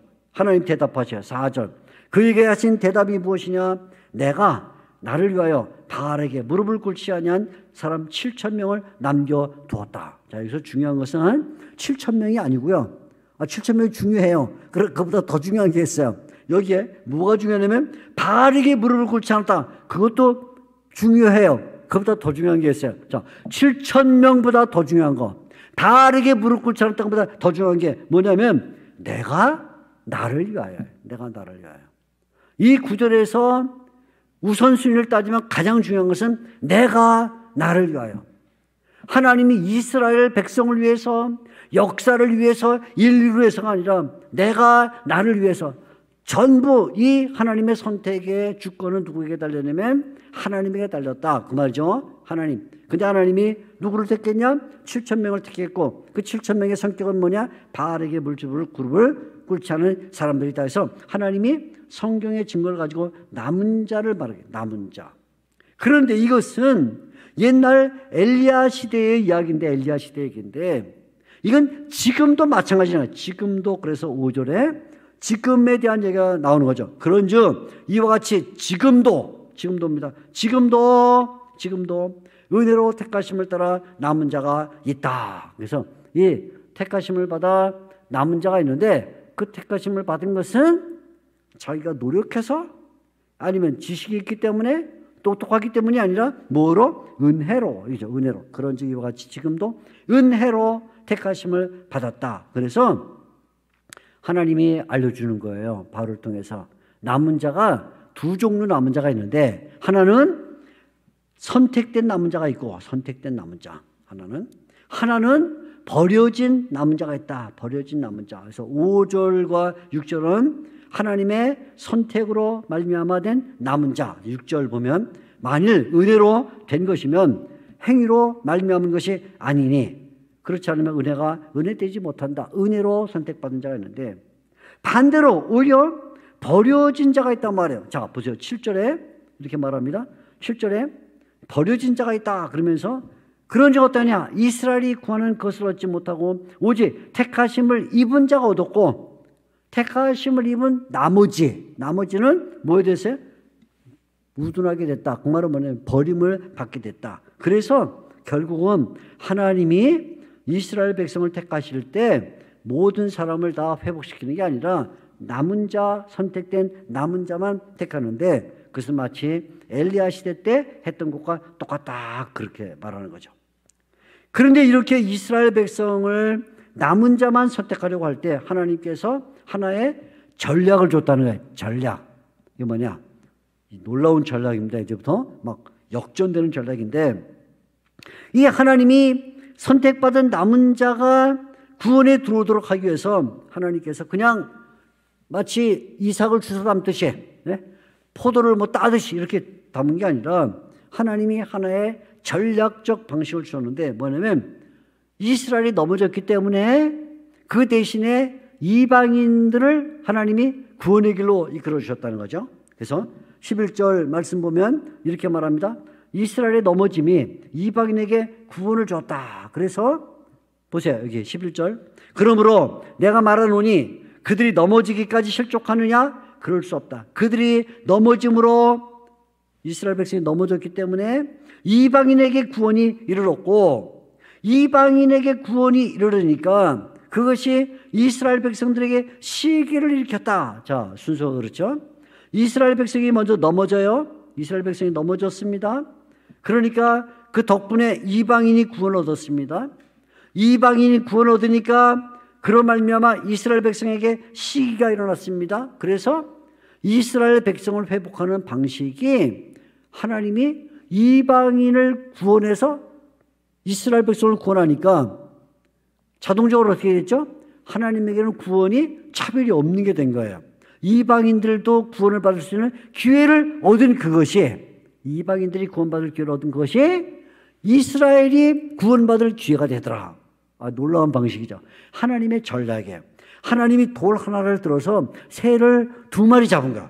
결국은 돌 하나를 들어서 새를 2마리 잡는데 이방인도 구원에 들어오게 하고 결국 이스라엘 병도 구원에 들어오게 하는데, 그것을 하나님께서 어떻게 하느냐 하는 것을 하나의 예로 드는 거죠. 그 예가 뭐냐면 감람나무 예, 감람나무. 자, 이게 17절 이하에 보면 이제 감람나무 예가 나오는데 이렇게 말합니다. 2가지의 감람나무가 있다. 하나는 돌감람나무가 있다. 이게 야생감람나무. 이건 뭐냐면 이스라엘 백성. 하나는 참 감람나무가 있다. 이것은 사람이 열심히 전지도 하고 비료도 주고 해서 가꾸는 이게 아름다운 감람나무, 참 감람나무 2개가 있다. 야생 감람나무, 이 참 돌은 이건 이방인을 가리키고, 참 감람나무는 이것은 이스라엘 백성을 가리키는데, 이 한 비유를 갖고 얘기를 하는 거죠.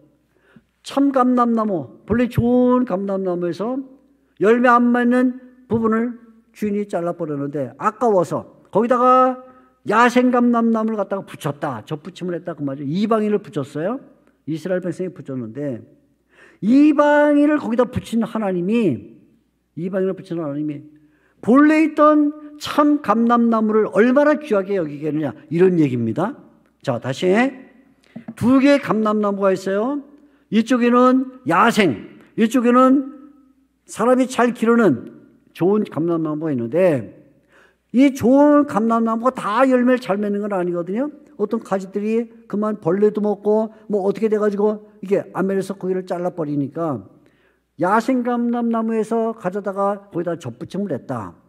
그 말은 그 농부가 참감람나무에 돌감람나무를 젖붙임할 때 그 마음이 어떠냐면 본래 참감람나무를 얼마나 더 사랑하는 마음을 갖겠느냐, 그런 말입니다. 그래서 여기에서 바울이 중요한 두 가지 교훈을 주는데, 하나는 이방인들이 젖붙임을 받았을 때 자기가 잘나서 젖붙임 받았다고 생각하지 마라. 그건 하나님의 전적인 주권과 선택에서 된 것이다. 그러니까 이방인들은 하나님 앞에 감사해야 된다. 첫째 교훈이 그거야. 우리 한국 사람들처럼 본래 유대인이 아니던 사람들이 구원받은 것을, 아이고 한국 사람들 얼마나 지혜가 있어, 빠르다 빨라, 그러니까 하나님이 빠른 거 보고 구원하시. 그게 아니고 우리는 무조건 참감람나무에 젖붙임 받은 것을 감사할 수밖에 없다. 왜? 내가 그렇게 된 게 아니라 하나님이 은혜로 됐으니까. 그리고 참감람나무는 뭐냐?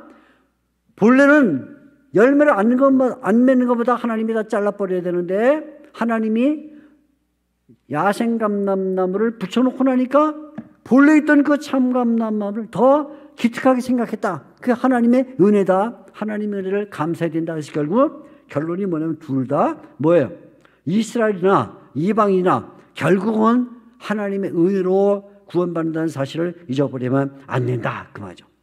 이렇게 이스라엘 백성이 구원받는 이 문제는 결국 어디로 나가냐면 만인에게 어떤 회복이 있다는 것을 보여주는데, 여기 이제 사도 바울이 이스라엘의 구원 문제와 함께 아주 중요한 비밀을 하나 알려주는 거예요. 25절입니다. 형제들아, 너희가 스스로 지혜 있다면서 이 신비를 너희가 모르기를 내가 원하지 아니하노니. 이 신비란 말은 사실은 이게 신비라고 번역하면 안 되고요, 비밀이라고 번역해야 맞는데, 이게 이제 신비라고 번역해서 참 신비하다 이 생각은, 그게 아니라 하나님이 창세 때부터 감춰놨던 하나의 비밀이 있어요. 비밀.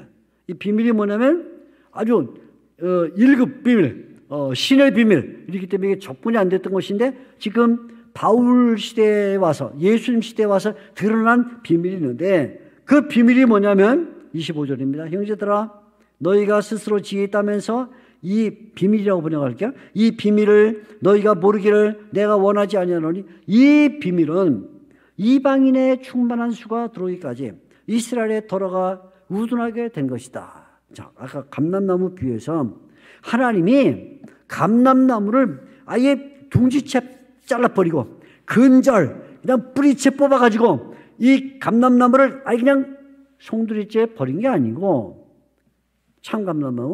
참감람나무에서 일부만 잘라냈을 뿐이에요. 일부만. 그러니까 여전히 참감람나무의 뿌리와 그 기둥은 남아있고 살아있는 가지들이 있다, 그 말입니다. 살아있는 가지들이 있다. 그런데 그러면 이 잘라버린 가지들이 언제까지 잘라버리지냐면, 그것은 그 가지, 잘라버린 가지에 이방인을 덧붙이는 것이 완성될 때까지 일 뿐이다, 그 말이에요. 그래서 이게 25절 검게 칠한 부분에 밑에서 세 번째 줄부터 보면 이방인의 충만한 수가 들어오기까지 이스라엘 백성의 일부가 잘라진 것이다. 이방인의 충만한 수가 들어와야 된다, 그렇게 말합니다. 그리고는 드디어 이방인의 충만한 수가 들어오게 되면 그때 이스라엘 백성의 구원이 완성이 된다. 26절이죠. 그리하여 온 이스라엘이 구원을 받으리라 할 때, 자, 여기서 우리가 주의해야 될 것은 이 온 이스라엘은 이 표현인데, 온. 여기서 이제 많은 사람들이 이 해석에 어려움을 당하는데, 이 바울이 마음속에 온 이스라엘이 구원을 받으리라, 그 말은, 자, 보세요. 감람나무가 있습니다. 이게 참 감람나무였는데 어떤 가지들이 열매를 안 맞아요. 벌레를 먹든지 뭐 말랐든지 어쨌든 간에 열매를 안 맞아서 그걸 잘라버렸습니다. 잘라버려요. 거기에 야생감람나무, 돌감람나무를 덧붙임했습니다. 그게 완성될 때까지 잘라버려요. 하나님 잘라버리는데, 드디어 그 덧붙임이 완성이 되면, 그러면 온 이스라엘이 구원받는 시기가 됐는데, 온 이스라엘이 어떤 이스라엘이에요? 아까 잘라버린 그 가지들을 주워다가 다시 쓰는 게 아니고 그건 버린 거예요, 이미. 그러니까 남아있는 이 감람나무, 참감람나무, 남아있는 참감람나무 전체가 구원받는 거다. 그래서 이 온이라는 말은 무슨 뜻이냐면 잘라버린 가지까지 포함한 온이 아니라 그건 끝났고 이미 뭐냐?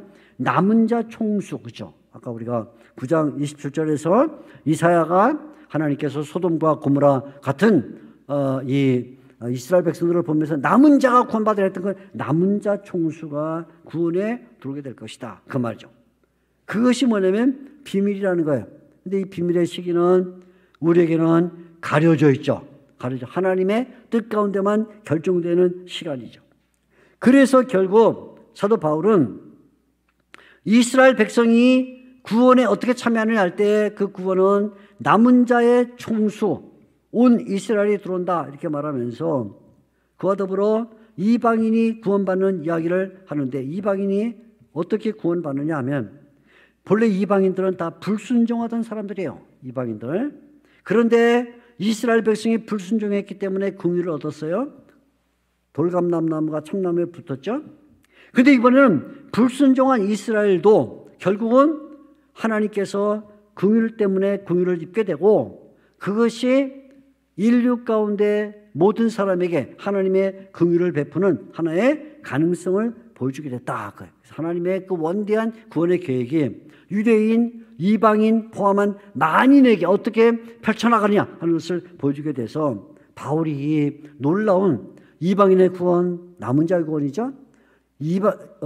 유대인의 구원, 남은 자의 구원이죠. 거기에 이방인의 구원, 그런 말미암아 전 세계의 온 역사에 펼쳐질 이 만인의 구원을 열어보면서 거기에 바울이 하나님 앞에 찬송을 드리는 거죠. 우리 오늘 예배 시작하면서 시작했던 여기 33절에서부터 나오는 노래죠.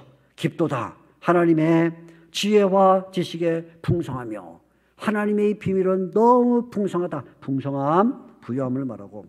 근데 이것은 아무도 알지 못해. 이거는 무슨 상담자가 있거나 모사가 있지 않다. 이거는 오직 하나님만이 아시는 것이다. 깊은 비밀이죠. 누가 주의 마음을 알았느냐, 누가 그의 모사가 되느냐, 이 비밀일 뿐이다. 하나님의 뜻에 달려있다. 그리고 이것은 모든 것이 하나님에게서 나와서 하나님께로 돌아간다. 만물이 주에게서 나오고 주로 말미암고 주에게로 돌아갑니다. 그래서 이 비밀은 오직 하나님의 몫이라 하나님의 절대 주권 가운데 이루어가시는 역사다. 이렇게 말하는 거죠. 이렇게 말해서 결국 이스라엘 백성이 어떻게 구원받냐 하는 것을 설명하게 되는데 이제부터 이야기를 그러면 다시 앞으로 돌아가서 이렇게 구원받은 우리는 어떤 삶을 살아야 되느냐 하는 이야기를 하는 거예요. 자, 이 부분부터는 이제 우리가 잘하는 부분들이에요. 또 설교도 많이 듣고 성경 공부도 많이 했기 때문에 훨씬 쉽게 접근할 수가 있습니다. 그래서 이제 마지막 부분에서 바울이 신자의 삶에 대한 이야기를 하는데 자, 12장, 13장, 14장, 15장까지 걸쳐지는 이런 내용이 됩니다. 자, 여기 얘기는 세 가지 얘기예요. 결국 첫째는 우리 구원받은 개인이 앞으로 어떻게 살아야 되는가 하는 것과 두 번째는 그러면 그 개인이 구원받은 다음에 사회 속에서 어떻게 살아야 되는가 하는 것과 그 다음에 그 구원받은 신자는 교회에서는 어떻게 살아야 되냐는 세 가지 얘기. 구원받은 나의 문제, 구원받은 내가 사회 속에서 어떻게 살아야 되는가, 구원받은 내가 교회 안에서는 어떻게 살아야 되는 세 가지 이야기를 말하는데 먼저 개인의 문제는 헌신에 대한 얘기부터 시작을 하는 거죠. 개인에 대한 얘기 12장 전체에 걸쳐서 말하기를 헌신을 얘기해요. 12장 1절 그러므로 형제들아 내가 하나님의 모든 자비하심으로 너희를 권하노니 너희 몸을 하나님이 기뻐하시는 거룩한 산제사로 드리라. 헌신, 몸을 드리라. 그 말 들으시죠. 헌신이죠. 헌신. 근데 헌신은 이게 저절로 되는 게 아니다. 이 헌신이 되려면 반드시 기억해야 될 말이 하나 있는데 이 1절에 그러므로 이걸 기억해야 돼. 그러므로가 뭐예요? 너희가 하나님 은혜로 구원받았으니 그러므로 너희가 하나님의 은혜로 거룩하게 되었으니 그러므로 너희가 하나님의 은혜로 영화에 도달하게 됐으니 그러므로 이 구속받았다는 이 결과가 헌신을 나타낸다. 그 말입니다. 구속 안 받은 사람은 하나님께 자기 몸을 드릴 수가 없어요. 구속받은 사람만 드린다. 그러면 헌신은 뭐냐? 헌신은 하나님이 기뻐하시는 제사. 또 2절에도 계속 말하죠. 끝에 하나님이 선하시고 기뻐하시고 온전하신 뜻을 분별하는 것. 그래서 하나님의 기쁨과 관련돼서 하나님과 생명적 관계를 얻게 되는 게 그게 헌신이다. 헌신을 했는데 하나님과 관계는 없다. 그건 헌신이라고 말할 수가 없다. 하나님이 기뻐하는 제물이 될 때 그건 헌신이라고 말한다. 세 번째로 헌신한 것은 세상을 거절할 때 이루어진다. 세상을 그대로 따라가면서 세속화를 다 그대로 받으면서 나는 헌신했어. 그건 안 된다. 그래서 이 세대를 본받지 말아라. 마음의 새로움으로 변화를 받아야 된다. 이렇게 말하는 거죠. 이게 헌신이에요. 헌신해야 된다. 근데 헌신할 때는 그때 뭔가 어떤 장치가 필요하다고 하면 은사가 있어야 된다고 말이에요. 은사. 그래서 은사에 대한 얘기를 하는데 바울이 이 헌신을 하기 위해서 우리 신자들에게는 하나님이 은사를 주시는데 6절입니다. 우리에게 주신 은혜대로 받은 은사가 각각 다르니 하나님 은사를 주셔요. 은사. 근데 이 은사라는 건 뭐냐? 은사는 나 잘났다고 보이려고 하는 게 아니다. 그 말입니다. 내가 무슨 은사를 갖고 있는데 난 청소를 잘해. 나는 뭐 찬송을 잘 불러. 나는 뭐 데코레이션을 잘해. 아니면 뭘 잘 할 때 그건 그 사람이 잘하는 걸 뽐내려고 하는 게 아니다. 은사는 그것은 우리 몸에 붙어있는 지체들과 같아서 결국 몸을 조화롭게 만들기 위해서 하나님이 주시는 것이다. 그래서 4절에 그걸 얘기하죠. 몸과 지체에 대한 얘기를 하는데 우리가 한 몸에 많은 지체를 가졌으나 모든 지체가 같은 기능을 하는 것이 아니니 이와 같이 우리 많은 사람이 그리스도 안에서 한 몸이 되어 서로 지체가 되었다. 무슨 얘기예요? 은사는 내가 이 은사를 가지고 어떻게 다른 사람에게 도움이 될까? 그게 은사다. 나를 뽐내고 나를 자랑하는 건 그거는 세상의 은사고 교회 은사, 신자의 은사는 몸을 세워나가는 게 은사다. 그렇게 말하는 거죠. 그래서 은사는 정확하게 말하면 몸과의 관계일 뿐만 아니라 더 나아가서 그건 은혜다. 은혜로 주어진다. 그래서 6절에 말하죠. 우리에게 주신 은혜대로 받은 은사가 각각 다르다. 은사는 내가 노력해서 받은 게 아니라는 거예요. 하나님이 은혜로 주신 것인데 이 은사 가운데는 여러 종류가 있다는 것이죠. 어떤 은사가 있어요? 첫째는 영적인 은사가 있다. 예언. 예언이라는 것은 앞날을 예언하는 예언이 아니고요. 이거는 뭐냐면 성경을 가르치는 가르침을 말해요.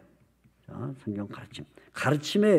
가르침을 말합니다. 성경을 가르치는 은사. 이거 영적인 은사예요. 그래서 그거는 다르게 말하면 교훈적 은사입니다. 가르치는 은사다 이렇게 말하고. 어떤 사람들은 물질의 은사가 있어요. 잘 섬기고요. 또 자기 것을 나눠주고요. 그런 사람이 있고. 어떤 사람은 물질이 많지 않기 때문에 대신에 어떤 은사가 있냐면 마음의 은사가 있어. 권면을 잘해. 사람들이 낙담했을 때 가서 세워주고 또 불쌍한 사람 보면 잘 그 사람을 이끌어가는 그런 마음의 은사가 있고 어떤 사람은 지도자로 앞에 사회를 잘 봐. 앞에 선도를 잘해. 그런 지도자의 은사가 있어서 하나님이 여러 가지 은사를 주신다. 어떤 때는 영적 은사, 어떤 때는 물질적 은사, 마음의 은사, 지도자의 은사 등등 많다. 여기 지금 바울이 은사 가운데 대표적인 거 몇 개를 말하고 있는 다 말한 게 아니라 그 외에도 많죠. 교회를 위해서. 그런데 이 은사들 가운데 아주 중요한 은사가 하나 있는데 그게 뭐냐면 그게 사랑이라는 은사다. 사랑이요. 바울이 고린도 전서에서 은사를 말하다가 사랑을 말하는 것과 똑같죠. 사랑. 그래서 9절 보게 되면 사랑에 대해서 말해요. 사랑에는 거짓이 없나니 악을 미워하고 선에 속하라. 사랑할 때는 사랑의 대상이 어떻게 나타나느냐 하면 첫째는 바로 옆에 형제를 사랑해라. 형제를 사랑하지 않으면 사랑이 아니죠. 둘째는 교회를 핍박하고 신자를 핍박하는 핍박자들도 사랑해야 된다. 그러는 성도가 서로 사랑해야 된다. 그리고 더 나아가서 모든 사람을 사랑해야 된다. 모든 사람, 심지어는 원수까지도 사랑해라. 이게 얘기예요. 이거는 그때요. 본문을 읽지 않아도 다 쉽게 알 수 있는 내용들이에요. 형제를 사랑하고 핍박자를 사랑하고 서로 사랑하고 모든 사람을 사랑하고 원수를 사랑해라. 이렇게 개인이 신앙의 삶을 살아갈 때 그 개인이 사회 속에 놓여져 있죠. 그래서 사회의 문제를 다루는데 13장 전체가 사회와 관련된 문제에서 특별히 뭘 다루냐면 권세와 관련해서 어떤 일을 할 것이냐 하는 것을 말해주고 있어요. 아주 이것은 예민한 문제지만 사도 바울이 우리에게 정확한 개념을 잡아주는데 권세에 대하여 어떻게 될 것이냐. 자, 13장 1절에 이렇게 시작합니다. 각 사람은 위에 있는 권세들에게 복종하라. 첫 번째 말이면 복종하라. 복종해야 된다. 복종. 일반적인 자세, 복종해야 된다. 그럼 왜 권세에게 복종해야 되느냐 하면 권세는 하나님에게서 나왔기 때문이다. 1절 모든 권세는 하나님으로부터 나왔다. 그죠? 하나님이 정하신 바다. 하나님에게서 나왔다. 유래. 하나님이죠. 그냥 하나님이 권세를 세웠을 때 지금부터 심각한 얘기예요. 하나님이 권세를 썼을 때 그 권세는 무엇 때문에 세우느냐 하면 그것은 두 가지 목적. 하나는 악을 제거하고 선을 장려하려고 세우는 것이다. 3절 말하죠. 다스리는 자들은 악한 일에 대하여 두려움이 돼야 된다. 그죠? 악한 일에 두려움이 되는 말은 이 권세가 악을 진압하기 위해서 주어진 것이다. 그 말입니다. 또 4절 말씀을 보게 되면 이렇게 말합니다. 그는 하나님의 사역자가 되어 네게 선을 베푸는 자가 되니라. 3절에서는 뭐예요? 3절에서는 악을 제거하고 악을 억압하는 도구가 권세다. 그 다음에 두 번째는 선을 장려하는 게 그게 권세다. 그 권세에 대해서 그건 하나님이 내신 권세인 줄 알고 그에 대하여 복종해라. 그 말이에요. 그 복종해라. 그럴 때 복종할 때 그 복종하는 이유가 뭐냐면 내가 복종 안 하면 진노를 받을 거야. 그래서 복종하는 게 아니고 하나님이 주셨다는 것을 받는 양심으로 받는 것이다. 그래서 5절에 말하죠. 그러므로 복종하지 아니할 수 없으니 진노 때문에 하는 게 아니라 진노 양심 때문에 하는 것이다. 양심이라는 말은 다른 말은 하나님이 주신 그 지식, 하나님이 우리에게 알려준 이 권세에 대한 그 마음을 가지고 복종해야 되는데 그때 복종하는 방법을 두 가지로 얘기를 하는 거예요. 하나는 세금 납부를 잘해라. 6절, 7절. 그죠? 조세를 바치라. 그 말이죠. 6절, 7절. 7절 모든 자에게 줄 것을 주되 조세 받을 자에게 조세를 바치고. 첫째. 두 번째가 중요해요. 두 번째가 뭐냐면 존경해라. 존경. 권세자를 존경하는데 7절 마지막에 나오죠. 이렇게 말합니다. 존경할 자를 존경하라. 무슨 말이냐면 하나님이 권세자를 세웠을 때 그들에 대한 존경하는 마음을 가져야 된다. 어떤 권세? 아까 말했죠. 선을 진압하고 악을 진압하고 선을 장려하는 권세. 그 권세를 갖고 있는 자들에게는 반드시 존경하는 마음을 가져라. 그게 바울이 지금 우리에게 권세에 대해 알려주는 중요한 요점이에요. 그리고는 이번에는 우리가 이웃 속에 들어가죠. 이웃. 우리는 혼자 사는 게 아니죠. 기독교인이 아닌 다른 이웃들과도 삽니다. 그래서 이번에 8절부터는 사랑에 대한, 이웃 사랑에 대한 이야기를 주면서 8절 이렇게 말합니다. 서로, 이제 피차라는 말 쓰는데, 피차 이렇게 말하고, 남을 사랑한다 이런 말 쓰고, 9절에 보게 되면 이렇게 말합니다. 중간에 내 이웃을 내 자신같이 사랑하라. 10절에는 다시 사랑은 이웃에게 악을 행하지 않는다. 그러면서 8절, 9절, 10절에 서로 이웃에 대하여 말하면서 항상 이웃에 대하여 어떤 관계를 가지면 사랑을 베푸는 삶을 살아라. 이게 빚을 주는 것이다. 서로 간에 빚을 주는 관계로 살고 이렇게 우리가 사랑을 잘 할 때 그게 뭐냐면 결국은 율법을 이루는 것이다. 율법을 이룬다는 율법의 완성. 그죠? 8절 하반절에 율법을 이뤘다. 또 10절 하반절에 또 말하죠. 두 번 말합니다. 사랑은 율법의 완성이다. 두 번이나 말해요. 8절, 10절. 그만큼 이웃들에게 사랑을 베푸는 것은 얼마나 중요한가 그것을 말하면서 그래서 10절에 이렇게 말하고 이웃에게 악을 행하지 말아라. 악을 행하지 마라. 바꿔 말하면 늘 선을 행하려고 해야 특히 교회와 신자들이 이웃에게 선을 행하는 행위를 해야 그 사회가 평온한 사회가 된다 하는 이런 이웃에 대한 사회적 관계를 말해주죠. 그리고는 우리가 왜 그러면 이렇게 권세와 이웃에 대하여 이런 태도를 가져야 되냐면 구원의 시기가 점점 가까우기 때문이다. 이렇게 얘기를 해요. 자, 구원의 시기에서 13장 11절 14절을 보면 이렇게 말합니다. 11절 너희가 이 시기를 알거니와 자다가 깰 때가 벌써 되었다. 점점 우리 주님이 다시 오시는 때가 가까이 오고 있다. 그래서 이 주님이 가까이 오는 것을 아는 사람들은 두 가지 옷을 입어야 되는데, 두 가지 옷. 하나는 낮의 옷을 입어야 되고 하나는 예수님이라는 옷을 입어야 된다. 그러면서 보세요. 12절 옷을 두 가지를 말합니다. 먼저 12절 밤이 깊고 낮이 가까웠으니 그러므로 우리가 어둠의 일을 벗고 빛의 갑옷을 입자. 갑옷이라고 했지만 옷입니다. 빛의 옷을 입자. 첫째. 두 번째는 14절에 오직 주 예수 그리스도로 옷 입고 예수님으로 옷 입자. 예수님 옷을 입자. 이것은 무슨 얘기냐면 우리가 이 사회 속에서 살아갈 때 입어야 될 옷이 있는데 하나는 낮의 옷, 빛의 옷을 입어서 어두운 세상에 가게 되면 그 빛을 발하는 옷이 세상을 밝히는 일을 해야 된다. 세상을 밝히는 일. 또 하나는 기능이에요. 기능. 세상을 밝히는 기능을 해야 된다는 것이고, 또 하나는 예수님의 옷을 입어서 이제는 어디 가든지 그 사람이 예수님을 믿는 사람인 것을 보이는 그 신분을 나타내야 된다. 그 말이죠. 자, 이렇게 보면 돼요. 제가 만일에 교회든 학교든 아니면 가정에서든지 간에 일거리가 많아서 페인트도 칠하고 벽돌도 쌓고 나가면 작업복을 입었어요. 작업복. 집에 버리려고 했던 옷을 하나 어서 찾아가지고 다 해주고, 이건 내가 페인트 묻으면 이제 버려야죠. 입으면 그 옷을 입는 순간 나는 어떻게 되냐면 아무 데나 앉아. 땅바닥에도 앉고 돌벽에도 앉고 아무 데나 앉아. 옷이 더러우니까 어차피 애까지 버릴 거니까 앉아. 그런데 이렇게 양복을 딱 차려입고 드라이 클리닝 해갖고 깨끗이 다림질을 하면 절대로 아무 데나 안 앉아. 그죠?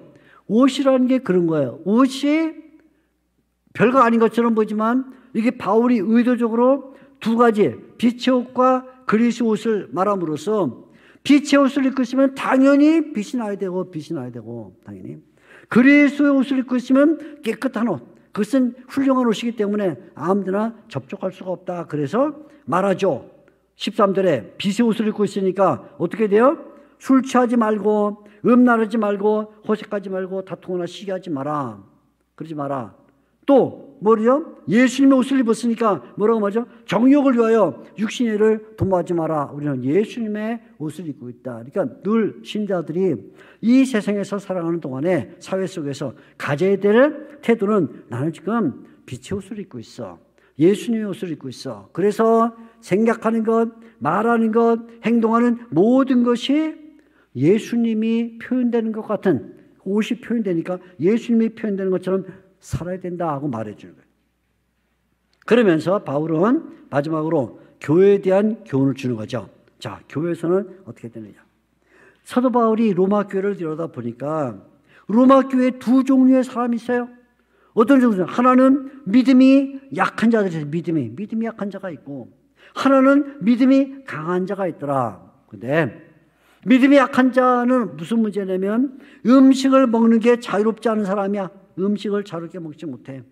또 날 준수에 있어서 이 날은 굉장히 중요하고 저 날은 그냥 별로야 이렇게 생각하는 사람이더라. 그래서 이 로마 교회를 보니까 어떤 사람은 모든 것을 먹고, 어떤 사람은 나는 모든 걸 안 먹어, 난 채소만 먹을 거야, 채소만 먹는 사람들이 있더라. 또 날과 관련해서 어떤 사람은 주일이 중요하지, 주일이 월요일보다 주일이 중요하지 라고 날의 차이를 두는 사람이 있는가 하면, 어떤 사람은 무슨 소리야, 월요일이나 주일이나 똑같이 하고 날의 동등함을 말하는 사람이 있더라. 그러니까 이렇게 모든 것을 먹고 날의 동등함을 말하는 사람은 강한 신자. 채소만 먹고 날의 차이를 말하는 사람들은 약한 신자. 두 가지 신자가 있더라 할 때 바울이 말하는 거예요. 먹지 않는 자는 먹는 자를 비판하지 마라. 경시하지 마라. 하면서 이게 3절에 3절에 유명한 얘기를 합니다. 먹는 자는 먹지 않는 자를, 그러니까 모든 걸 먹는 자는, 채소만 먹는 자를 없인 여기지 마라. 밥통. 이렇게 먹을 게 많은데 못 먹어? 밥통 아니야? 없인 여기지 말고. 먹지 않는 자는 저 사람이 어떻게 저것도 먹어? 하고 비판하지 마라. 왜 그래요? 둘 다 하나님이 받으신 성도이기 때문이다. 하나님이 받으셨다는 거예요. 하나님이 주인이시고 나머지 강한 성도건 약한 성도건 다 하나님의 종이다. 그러니까 하나님의 허용과 하나님의 주권하에서 서로 받아라 그 말입니다. 또 하나는 날과 관련해서는 어떤 사람은 주일은 중요하고 월요일은 그냥 뭐 아무렇게나 살아도 돼 하는 차이를 말하는 사람, 어떤 사람은 주일도 중요하고 월요일도 중요하고 동등함을 말하는 사람이 있을 때 이것은 마음의 문제일 뿐이다. 마음의 문제.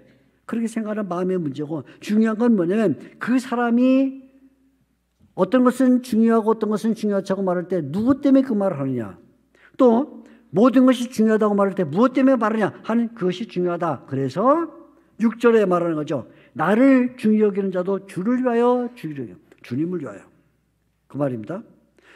그 다음에 또 먹는 자도 주를 위하여 먹으니 이 말입니다. 먹지 않는 자도 주를 위하여 먹지 아니하니. 자 보세요. 7절. 우리 중에 누구든지 자기를 위하여 하는 게 아니라 다 주님을 위하여 한다 그러면 그것은 먹지 않는 사람은 우리가 용납해주고 먹는 사람은 높여주는 그런 관계를 가지면 된다. 왜? 우리 위에는 다 주님이 계시니까 하고 주님을 위하여라면 모든 것이 다 받아들일 수 있다라고 말하면서 근본적으로 우리가 주님께로 돌아가야 된다. 주님께로. 그래서 우리가 살아도 주를 위하여 살고 죽어도 주를 위하여 죽나니, 무슨 말이냐면 내가 이것을 먹어도 주를 위해서 먹고 이것을 안 먹어도 주를 위해서 안 먹는 것이고, 내가 이것을 중하게 여기면 그것은 주님을 위해서 중하게 여기고 이것을 중하게 여기면 이것도 주님을 위한 것이다 해서 주님을 위하는 이 주님을 위한다는 것에 정신을 차려라. 주님을. 그 다음에 결국 최후의 심판은 우리가 내릴 게 아니다. 그것은 하나님의 심판대에서 주어진다 해서 바울이 이렇게 말하는 거죠. 하나님의 심판대를 말하는 거예요. 너희가 먼저 비판할 필요 없어. 결국 우리가 다 하나님의 심판대에 설 거야 해서 10절 끝에 우리가 다 하나님의 심판대 앞에 서리라. 우리는 다만 뭐 해야 되냐? 늘 믿음이 강한 자들은 형제를 고려해서 거침돌을 두지 마라. 거침돌. 나는 믿음이 좋으니까 자꾸 비판하고 야단치고 하지 마라. 형제를 넘어뜨린다. 형제를 고려해라. 더 나아가서는 교회 밖의 사람들을 고려해야 된다. 우리가 서로 싸우면 교회 바깥 사람들이 뭐라 그랬냐? 좀 사랑의 공동체라더니 뭐 잘해 하고는 결국 교회가 업신여김 받지 않겠냐. 세 번째는 교회를 고려해라.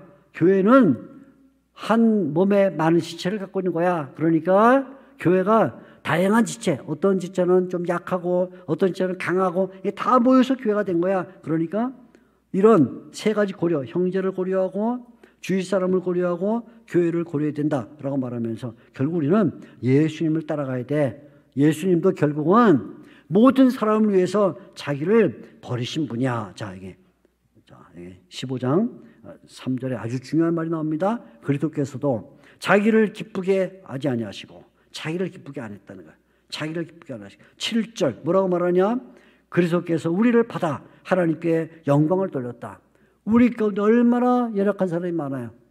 말 못하는 사람, 일 못하는 사람, 별 사람 다 있지만 다 받았다는 것처럼 교회도 강한 자가 약한 자를 받고 약한 자가 강한 자를 받아서 하나의 교회를 이루는 것이 중요하다. 오늘 교회에 대한 이야기를 우리에게 주는 것입니다. 바울은 이제 이 로마서를 결론을 내립니다. 결론은 세 가지 내용으로 결론을 내리는데, 하나는 바울이 장차 갖고 있는 복음에 대한 확장의 이야기입니다. 바울이 자기의 계획이죠. 바울의 계획은 뭐냐면 여기 이제 장래 계획이 22절에서 29절까지 나오는데 한번 볼게요. 이렇게 말합니다. 20절. 처음에는 먼저 로마로 가겠다 그래. 로마로. 네? 로마로 가겠다. 로마. 그러나 로마로 가는 길이 막혔기 때문에 먼저 예루살렘으로 가겠다. 왜냐하면 예루살렘에 지금 바울이 헌금을 받아놓은 게 있어요. 지역교회들로부터 그거를 예루살렘에 전달해 주는 게 중요해요. 그래서 로마로 가려고 했는데 본래는 로마에 가려고 하는 길이 막혔기 때문에 그러면 내가 헌금을 먼저 그러면 예루살렘에 전달해야지. 예루살렘에 갔다가 그 예루살렘에서 다시 스페인으로 갈 것이다. 서바나입니다. 28절. 자, 23절에 이제는 이 지방에 일할 곳이 없고 여러 해 전부터 언제든지 서바나로 가겠다. 23절. 또 28절에도 보면 말합니다. 그러므로 내가 이 일을 마치고 이 열매를 그들에게 확증한 후에, 그거는 이제 예루살렘에 헌금을 갖다 준 후에 너희에게로 들렸다가 서반으로 가리라. 그러니까 바울이 로마가 최종 정착지가 아니라 스페인으로 가는 게 최종 정착지예요. 그래서 거기에 이 말하자면 땅끝이죠. 땅끝. 스페인 그 당시는 아직 콜럼부스가 있을 때가 아니니까, 콜럼부스는 1492년에 콜럼부스 나오니까 바울 때는 스페인이 땅끝이거든요. 그 다음에 이제는 대상이 벌쳐지니까 더 못 가죠. 그 다음에 모르겠어요. 바울이 뭐 현재 미국 땅을 봤는지 모르겠지만 뭐 배가 갈 배가 없으니까 스페인까지 가는, 땅끝까지 가는 그것을 목적으로 삼고는, 그 다음에 이 불순종의 유대인들이 아직도 바울을 죽이려고 하는데 그들로부터 구원받도록 기도해달라 하는 것과, 큰 돈을 가지고 예루살렘에 가는데 강도를 만나거나 어려움을 당하면 안 되니까 헌금을 잘 전달하게 기도해달라 하고 말하고, 세 번째는 내가 너희에게 꼭 가고 싶은데 로마 방문 성사되도록 기도해달라. 이 세 가지 기도 제목을 부탁하면서 마지막에 자기의 동역자들의 문안을 전하죠.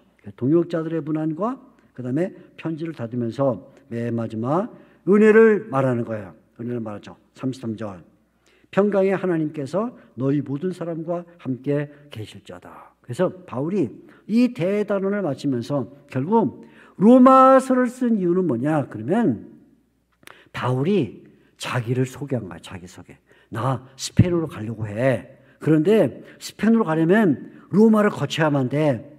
근데 로마를 거칠 때 내가 로마로 가서 스페인 전도하는 걸 도와줘야 돼. 그런데 나 의심하지 마. 나 갖고 있는 복음이 이거야. 하고는 바울이 자기의 복음을 보여줌으로써 스페인 전도를 위한 로마의 지원을 받아내려는 그런 어떤 선교의 전략을 갖고 있었다, 이렇게 볼 수 있어요. 그래서 로마서라는 것은 결국 한마디로 말하면 그 목적이 선교예요. 선교.